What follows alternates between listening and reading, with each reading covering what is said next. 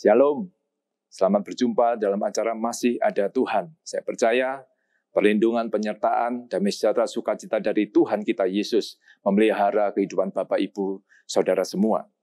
Hari ini kita akan merenungkan kebenaran firman Tuhan yang saya ambil di dalam Lukas pasal yang ke-18 ayat 1-8.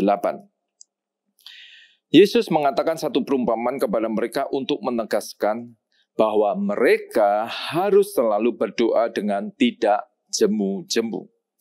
Dalam sebuah kota ada seorang hakim yang tidak takut akan Allah dan tidak menghormati siapapun. Dan di kota itu dikatakan ada seorang janda yang selalu datang kepada hakim itu dan berkata, "Belalah hakku terhadap lawanku." Beberapa waktu lamanya hakim itu menolak, tetapi kemudian ia berkata dalam hatinya, "Walaupun aku tidak takut akan Allah dan tidak menghormati seorang pun, namun karena janda ini menyusahkan aku, baiklah aku membenarkan dia, supaya jangan terus saja ia datang dan akhirnya menyerang aku." Kata Tuhan, camkanlah apa yang dikatakan hakim yang lalim itu. Tuhan mengkontraskan, membandingkan dirinya dengan hakim yang jahat ini. Tidakkah Allah akan membenarkan orang-orang pilihannya yang siang malam berseru kepadanya? Dan adakah ia mengulur-ngulur waktu sebelum menolong mereka? Aku berkata kepadamu, ia akan segera membenarkan mereka, akan tetapi jika anak manusia itu datang, apakah ia mendapati iman di bumi? Ya, janda adalah gambaran tentang kita yang lemah, ya, yang tidak berdaya ketika mungkin kita menghadapi masalah persoalan dalam kehidupan ini. Dan itu memang selalu terjadi dalam kehidupan kita, menjadi bagian. Tetapi ada dua respon yang berbeda yang dikerjakan bagi orang yang mengalami masalah persoalan. Ada orang yang tetap tegar, tetap semangat, ya, dan tetap kuat untuk menghadapi masalah persoalan meskipun masalahnya juga berat dan sama, ya, di hatimu. Tapi ada orang juga yang menyerah, ya, yang kemudian akhirnya bahkan ada beberapa kita dengar ketika orang mengalami masalah hutang dan sebagainya, bunuh diri, ya. Banyak yang melakukan menyerah, bahkan dalam arti menjual iman kepercayaannya. Nah, apa yang membedakannya? Yang membedakan adalah bahwa orang yang kuat, yang bertahan adalah orang yang mempunyai pengharapan di dalam Tuhan, ya.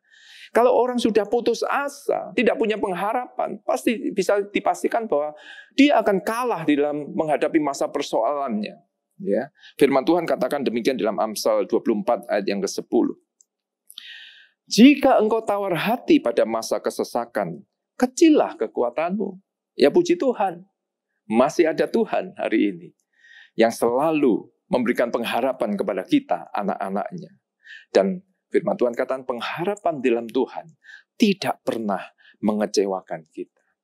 Nah, inilah umat yang diinginkan Tuhan, umat yang hidup di dalam pengharapan.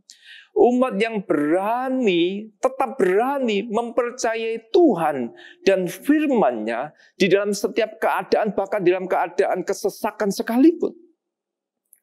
Mari biarlah ketika kita menghadapi kesesakan masa persoalan dalam hidup ini menjadikan kesempatan bagi kita untuk kita bisa melihat, mengalami kuasa Allah yang begitu dahsyat di dalam kehidupan kita. Ini yang harus kita kerjakan, lakukan seperti yang tadi firman yang kita baca dalam perumpamaan ini, bahwa kita harus terus memelihara dan membangun iman percaya kita, yaitu apa? Dengan firman Tuhan. Karena iman inilah yang akan menggerakkan tangan Tuhan, ya. Lukas 18 ayat 8 tadi berkata demikian. Aku berkata kepadamu, ia akan segera membenarkan mereka. Tuhan akan segera menolong mereka. Akan tetapi jika anak manusia itu datang, adakah ia mendapati iman di bumi?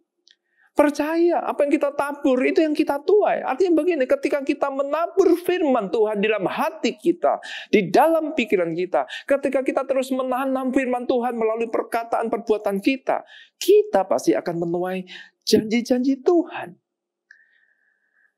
Memang kita bisa menjadi ragu ketika, ya, kalau segala sesuatu, kalau kita percaya firman, kemudian kita melihat ada perubahan, ada hasil, itu bisa membuat kita semangat bertahan. Tetapi ada saatnya ketika kita tidak melihat sesuatu yang terjadi, walaupun kita sudah tabur firman Tuhan, percaya firman Tuhan, melakukan firman Tuhan.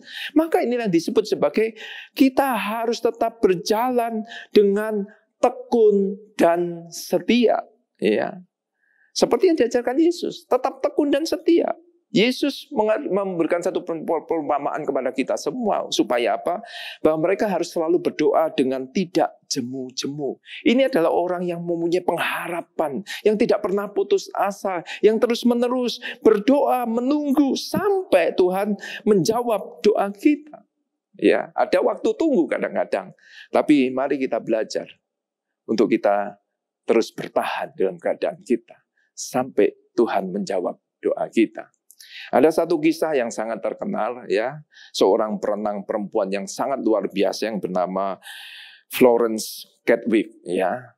Dia seorang perempuan yang luar biasa, ya. Dan kalau kita buka di internet pasti sudah muncul nama itu. Karena dia perenang yang handal sekali. Dia bisa menyeberangi Selat Inggris sebanyak 2 kali pada waktu masih muda. Muda sekali. Dan dia butuh tantangan-tantangan yang lebih besar. Akhirnya dia memutuskan untuk menyeberangi, ya, di sini saya catat antar pulau yang begitu panjang yang jaraknya 41,6 kilometer, ya. Di usia yang 34 tahun, yaitu dari Pulau Catalina ke pantai California. Oh, pada waktu itu dia mulai berenang, ya. Ada 2 perahu yang mengapitnya, yang satu supaya menjaga supaya nggak ada hiu yang mengganggu, ya.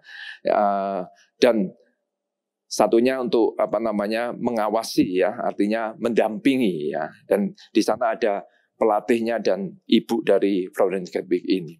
Oh, dia berenang dengan luar biasa. Di air yang dingin ini 15 jam dia berenang di air. Tiba-tiba ada kabut yang begitu tebal yang membuat pandangannya terhalang sehingga dia tidak bisa melihat apa yang ada di depannya, ya. Dan ini yang membuat dia mulai frustasi, ya. Dia mulai berkata, wah, aku tidak mungkin sampai tujuan. Ibunya dan pelatihnya terus mendorong dan mengatakan, oh, tidak jauh lagi, ayo terus. Tapi dia hanya melihat kabut saja.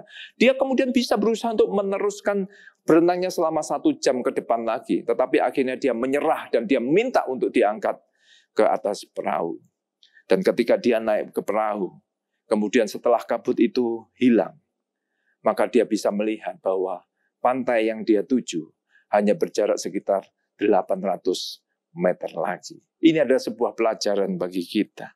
Jangan cepat-cepat untuk berhenti, menyerah.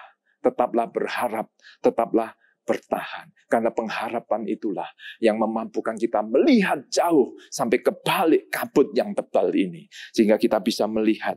Saya percaya memang ada waktu untuk kita menunggu, tetapi setiap waktu berlalu pasti membawa kita semakin dekat kepada apa yang kita inginkan sebagai jawaban dalam kehidupan kita. Ayat 7 mengatakan, tidakkah Allah membenarkan orang-orang pilihannya yang siang malam berseru kepadanya?